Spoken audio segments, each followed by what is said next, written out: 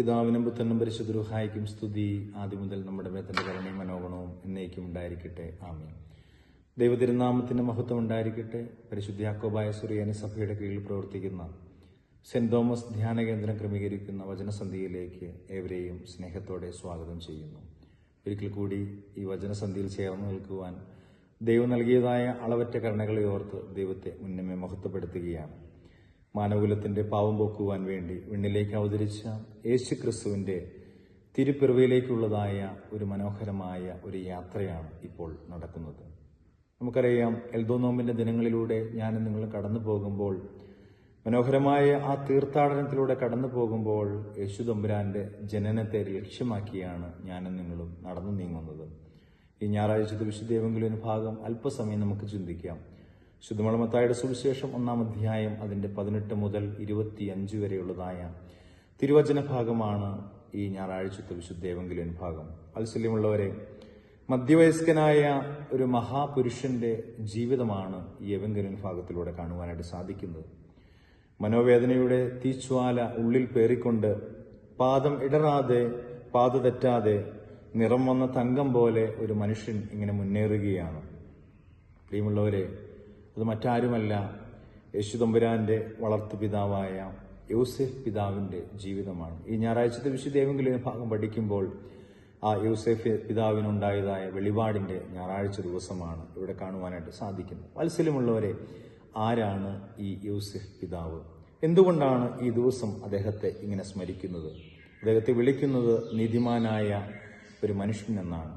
നീതിമാൻ എന്ന ഒരു അപൂർവമായ നാമം ഉൾക്കൊണ്ട ഒരു വ്യക്തിയായിരുന്നു യോസേഫ് പിതാവ്. നീതിമാൻ അല്ലെങ്കിൽ മാന്യനായ ഒരു മനുഷ്യൻ. എന്താണ് നീതിമാൻ അല്ലെങ്കിൽ മാന്യനായ മനുഷ്യൻ എന്ന വാക്കിന്റെ അർത്ഥം?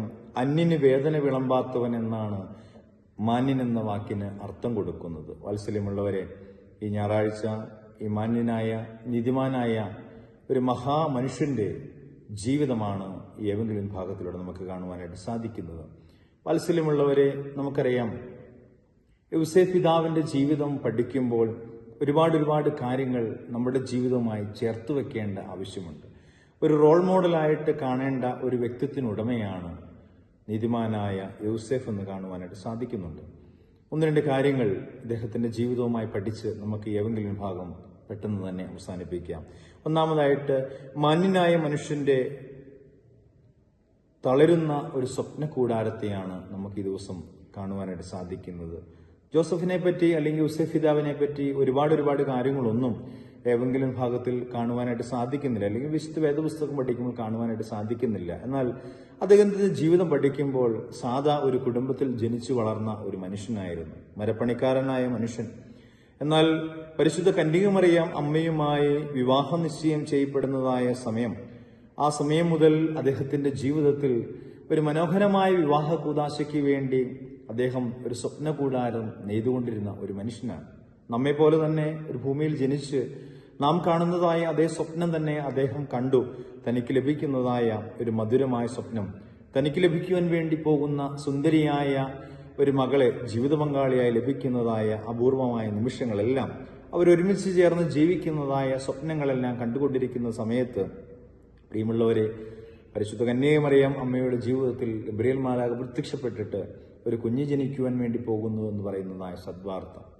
ഇത് കേട്ടപ്പോൾ എന്ത് ചെയ്യണമെന്നറിയാൻ പാടില്ലാതെ ഒരു സാധാ മനുഷ്യൻ എന്തു ചിന്തിക്കുന്നുവോ അത്രമാത്രം ചിന്താകുലനായി ജീവിച്ച, ഭീതിയോടുകൂടിയ കാഴ്ച കണ്ട ഒരു വ്യക്തിയായിരുന്നു നീതിമാനായ യോസേഫ് എന്ന് കാണുവാനായിട്ട് സാധിക്കുന്നുണ്ട്. തന്റെ ജീവിതത്തിൽ കണ്ട ആ സ്വപ്ന കൂടാരം ഒരു നിമിഷം കൊണ്ട് തകർന്നു വീഴുന്നതായ ഒരു രംഗമാണ് ഇവിടെ കാണുവാനായിട്ട് സാധിക്കുന്നത്. പ്രിയമുള്ളവരെ, എന്നാൽ യോസേഫ് പിതാവിന് ആ നിമിഷത്തിൽ അവന്റെ ജീവിതത്തിൽ ഉണ്ടായതായ ഗുണവിശേഷങ്ങൾ എന്തെല്ലാമാണെന്ന് ചോദിക്കുമ്പോൾ അത് എണ്ണിയാൽ തീരാത്തതിനപ്പുറമായ ഗുണവിശേഷങ്ങൾ ഉണ്ടായിരുന്നു. നമുക്കറിയാം, മോശയുടെ ന്യായപ്രമാണത്തിന് വിധേയപ്പെട്ട് ജീവിച്ച ഒരു വ്യക്തിയായിരുന്നു യോസേഫ് പിതാവ് എന്ന് കാണുവാനായിട്ട് സാധിക്കുന്നുണ്ട്.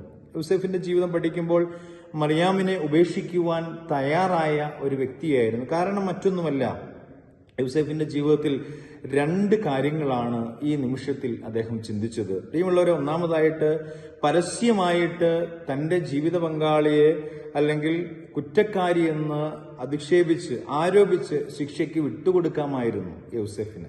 എന്നാൽ അദ്ദേഹം അതിനൊന്നും തയ്യാറായില്ല. മറിച്ച് സാക്ഷ്യപത്രം നൽകി അവളെ വേണമെങ്കിൽ ഉപേക്ഷിക്കാമായിരുന്നു. ഈ രണ്ട് കാര്യങ്ങൾ അദ്ദേഹത്തിന് വേണമെങ്കിൽ ചെയ്യാമായിരുന്നു. ഒന്നല്ലെങ്കിൽ അവളെ കുറ്റക്കാരിയായിട്ട് വിധിച്ച് സമൂഹത്തിന് വിട്ടുകൊടുക്കാം, അല്ലെങ്കിൽ സാക്ഷ്യപത്രം നൽകി അവളെ വേണമെങ്കിൽ ഉപേക്ഷിക്കാം. ഈ രണ്ട് കാര്യങ്ങൾ അദ്ദേഹത്തിന് ചെയ്യാമായിരുന്നു. പക്ഷേ അദ്ദേഹം അത് ചിന്തിച്ചത് മറ്റൊന്നുമല്ല. ഇപ്രകാരമൊക്കെ ചെയ്താൽ ഈ കന്യകമറിയാം ലോകം മുഴുവൻ അവളെ കുറ്റക്കാരിയായി മുദ്ര കുത്തപ്പെടുന്നതായി അല്ലെങ്കിൽ മോശക്കാരിയായിട്ട് മാറ്റപ്പെടുന്നതായ ദൃശ്യം അദ്ദേഹത്തിന് കാണുവാൻ സാധിക്കുകയില്ല. അല്ലെങ്കിൽ അതുകൊണ്ട് തന്നെയാണ് അദ്ദേഹത്തെ നീതിമാനായി അല്ലെങ്കിൽ കരുണയുള്ളവനായി കാണുന്ന ഒരു മനുഷ്യനായി അദ്ദേഹത്തെ മാറ്റി നിർത്തുന്നത്. അദ്ദേഹത്തിന്റെ ജീവിതത്തിൽ സ്നേഹം കൊണ്ട് ഒരു വലിയൊരു കൂടാരം ഉണ്ടാക്കിയിരുന്നു. എല്ലാവരെയും സ്നേഹത്തോടുകൂടി കാണുവാനും അദ്ദേഹത്തെ വേദനിപ്പിച്ചവരെ, സങ്കടപ്പെടുത്തിയവരെ, ദുഃഖപ്പെടുത്തിയവരെല്ലാം സ്നേഹത്തിലൂടെ തന്റെ ഹൃദയത്തിൽ ചേർത്ത് വെച്ചവനായിരുന്നു യൂസഫ് പിതാവെന്ന് കാണുവാനായിട്ട് സാധിക്കുന്നുണ്ട്.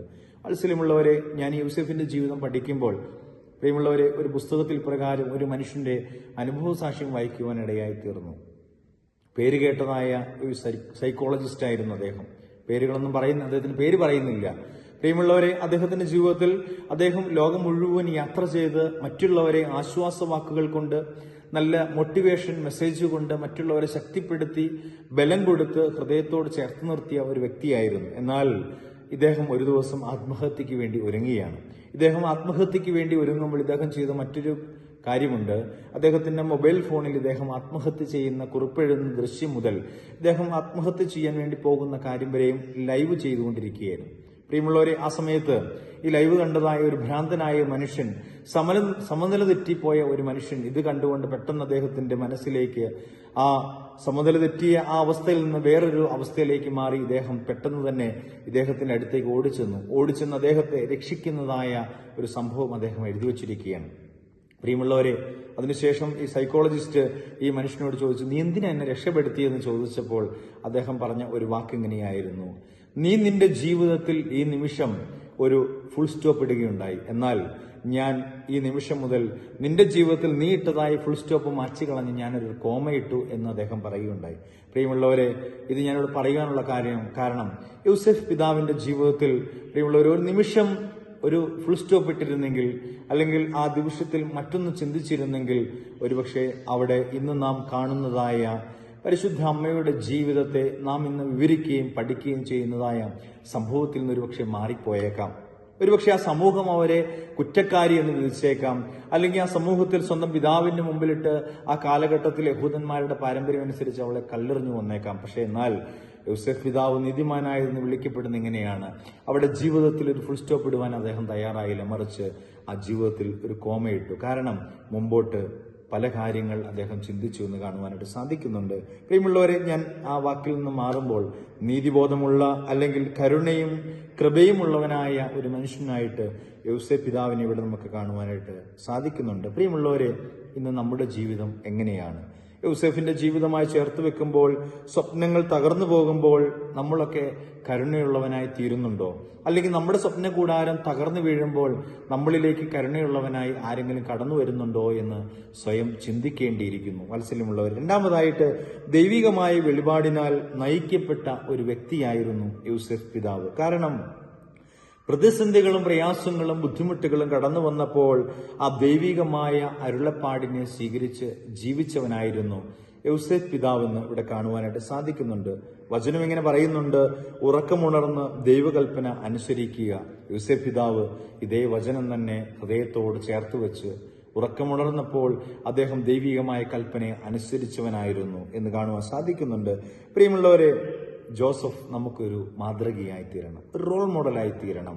പ്രിയമുള്ളവരെ, ആരെല്ലാം പ്രതിസന്ധികളിൽ പെട്ടാലും, ആരെല്ലാം പ്രയാസങ്ങളിൽ വീണുപോയാലും, ആരെല്ലാം സങ്കടങ്ങളുടെ ആഴക്കടലിൽ മുങ്ങിപ്പോയാലും തന്റെ കരങ്ങൾ വഹിച്ചുകൊണ്ട് മറ്റുള്ളവരെ സഹായിക്കുവാനും ഹൃദയത്തോട് ചേർത്ത് വെക്കുവാനും നമുക്ക് സാധിക്കണം. നമുക്കറിയാം, വിശുദ്ധ വേദപുസ്തകം പഠിക്കുമ്പോൾ അവിടെ 2-3 പ്രാവശ്യം യൂസഫ് പിതാവിനെ എടുത്തു കാണിക്കുന്നുണ്ട്. നമുക്കറിയാം, പരിശുദ്ധ കന്യകമറിയാം അമ്മ കുഞ്ഞിന് ജന്മം കൊടുക്കുവാൻ വേണ്ടി പോകുന്നതായ സമയത്ത്, പ്രിയമുള്ളവരെ, ആ സമയത്ത് യോസേപ്പ് പിതാവിന്റെ സാന്നിധ്യം നമുക്ക് കാണുന്നുണ്ട്. വീണ്ടും നമുക്കറിയാം, വെറും ഒരു രാജാവിനെ ഭയന്നുകൊണ്ട് തന്റെ കുഞ്ഞിനെയുമായി ഓടുമ്പോൾ ധൈര്യം പകർന്ന് അമ്മയോടുകൂടി ചേർന്ന് നിന്ന ഒരു വ്യക്തിയായിരുന്നു യോസേപ്പ് പിതാവ്. മൂന്നാമതായിട്ട് 12-ാമത്തെ വയസ്സിൽ ദേവാലയത്തിലേക്ക് കടന്നു പോകുമ്പോൾ, തന്റെ കുഞ്ഞ് നഷ്ടപ്പെട്ടു പോകുമ്പോൾ അമ്മയെ ആശ്വസിപ്പിക്കുന്ന ഒരു പിതാവിനെ നമുക്ക് കാണുവാനായിട്ട് സാധിക്കുന്നുണ്ട്. അങ്ങനെ പല സ്ഥലങ്ങളിൽ യോസേപ്പ് പിതാവിന്റെ ജീവിതം കാണുമ്പോൾ അവിടെയെല്ലാം നീതിമാനായി, നല്ല സ്നേഹമുള്ള, കരുതലുള്ള, കരുണയുള്ള ഒരു മനുഷ്യനായിട്ട് ഇവിടെ നമുക്ക് കാണുവാനായിട്ട് സാധിക്കുന്നുണ്ട്. നിശബ്ദതയോടുകൂടി ജോലി ചെയ്യുന്ന ഒരു വ്യക്തിയായി യോസേപ്പ് പിതാവ് മാറുമ്പോൾ നമ്മുടെ ജീവിതത്തിൽ ആ പിതാവ് ഒരു മാതൃകയുള്ളവരായിത്തീരണം. ദൈവഹിതത്തെ തിരിച്ചറിഞ്ഞ് ജീവിക്കുവാൻ നമുക്ക് സാധിക്കണം. വാത്സല്യമുള്ളവരെ, ഞാൻ എൻ്റെ വാക്കുകൾക്ക് വിരാമം കുറിക്കുമ്പോൾ, യോസേപ്പ് പിതാവിനുണ്ടായ വെളിപാട് അവന്റെ ജീവിതത്തിലെ ഒരു തിരിഞ്ഞുനോട്ടമായി എങ്കിൽ, അവന്റെ ജീവിതത്തിലെ ഒരു എത്തിനോട്ടമായി എങ്കിൽ, ഈ നോമ്പ് ദിനങ്ങളിലൂടെ ഇന്ന് നാം കടന്നു പോകുമ്പോൾ നമ്മുടെ ജീവിതത്തിലും ഒരു തിരിഞ്ഞുനോട്ടം അത്യാവശ്യമാണ്. ആ യേശു തമ്പുരാനെ ഹൃദയത്തിൽ പേറുവാൻ, യേശു തമ്പുരാനെ നമ്മുടെ ഓരോരുത്തരുടെ ഹൃദയത്തിൽ ജനിക്കുവാൻ എല്ലാവർക്കും ഈ വചനകേൾവി മുഖാന്തരമായി തീരട്ടെ എന്ന് മാത്രം ആശംസിച്ചുകൊണ്ടും പ്രാർത്ഥിച്ചുകൊണ്ടും എൻ്റെ വാക്കുകൾ ഉപസംഹരിക്കുന്നു. ദൈവം നിങ്ങളെല്ലാവരെയും അനുഗ്രഹിക്കട്ടെ.